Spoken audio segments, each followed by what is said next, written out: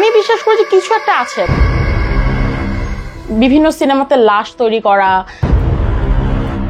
Blood নিয়ে যখন আমার বেশিরভাগ কাজ থাকে তখন আসলে রিস্ক ছাড়া তো কোনো কিছুই তৈরি হয় না। কিছু তো ডিফারেন্স থাকে, তো হয়তো আমি সেরকম আর কি একটু অন্য রকমের।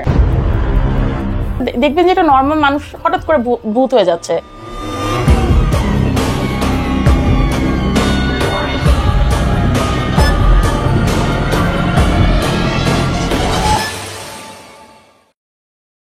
বিভিন্ন সিনেমাতে লাশ তৈরি করা, কারো গলা কেটে গিয়েছে, হাত কেটে গিয়েছে, কারো নকল পা দরকার, একটা শুধু পা পড়ে আছে, রেল লাইনে কেটে গেছে পা, এরকম কোনো সিনের জন্য যখন প্রয়োজন হয় এই সিনগুলো, এই কাটা পা, কাটা হাত, বৃদ্ধ মানুষ করা, লাশ তৈরি করা, এগুলো আসলে মূলত আমার কাজ।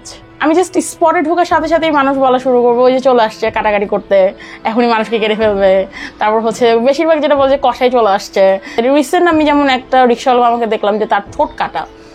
আমার না তাদেরকে খুব সুন্দর লাগে দেখতে, মানে আমার কাছে মনে হয় তারা খুব ইউনিক, সবার থেকে আলাদা, কি সুন্দর। মানে একটা মানুষের শরীরের অঙ্গ একটু যদি অন্যরকম হয় আমরা সেটা সহজে নিতে পারি না, কিন্তু আমার কাছে সেটা সহজ লাগে, আমার কাছে ওইটাই সুন্দর লাগে। অনেকের আছে যেমন হাত নেই, পা নেই, বা হচ্ছে অনেকের হচ্ছে ঠোঁট কাটা থাকে জন্মগত।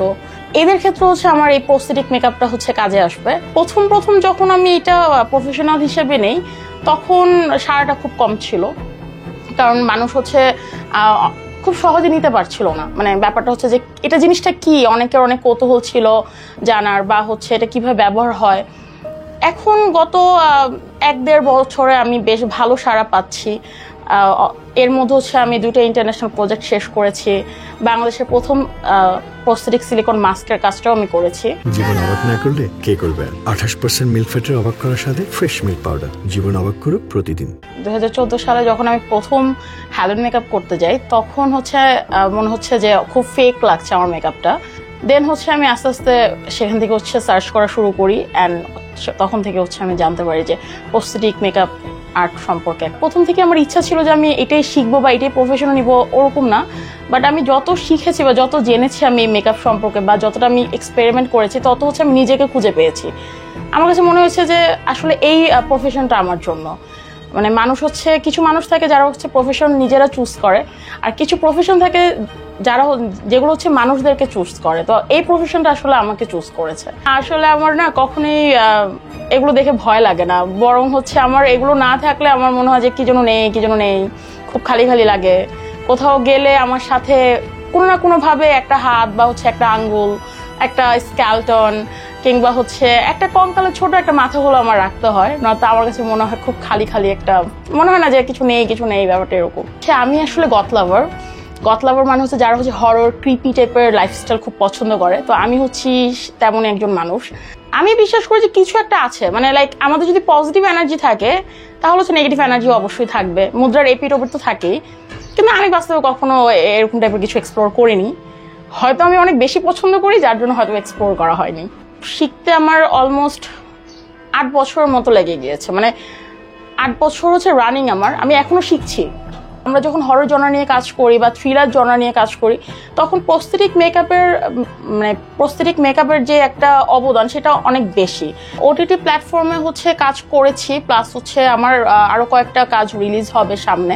2021 সালে আমি একটা প্রস্থেটিক মেকআপ কম্পিটিশনের উইনার ছিলাম, সেটা হচ্ছে নিউ ইয়র্কে অনুষ্ঠিত হয়েছিল, অনলাইন বেস। আমাদের প্রস্থেটিক মেকআপ গুলো হচ্ছে বেশিরভাগ অনলাইনেই হয়, কারণ এটা ওয়ার্ল্ড ওয়াইড হয়, তো যার জন্য এটা অনলাইনে হয়। তো সেখানে হচ্ছে 16টা দেশের মধ্যে থেকে হচ্ছে আমি উইনার হয়েছিলাম।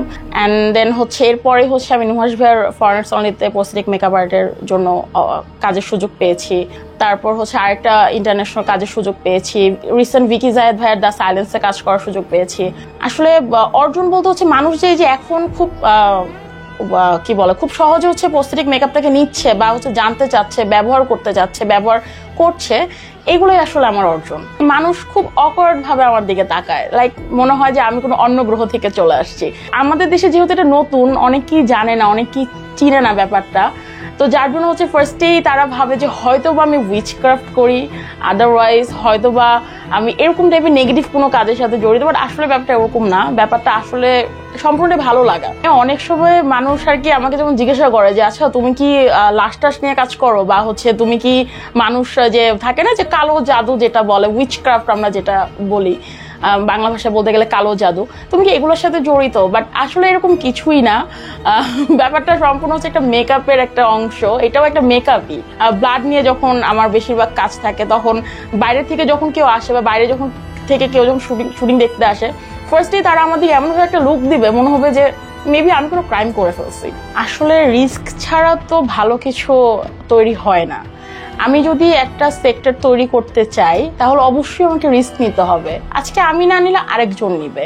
ঠিক তেমনি আমি যদি এই রিস্কটা না নিতাম, প্রস্থেটিক মেকআপের কাজটা প্রফেশনাল হিসাবে যদি আমি না নিতাম, তাহলে হয়তো এটা আরো দেরিতে শুরু হতো।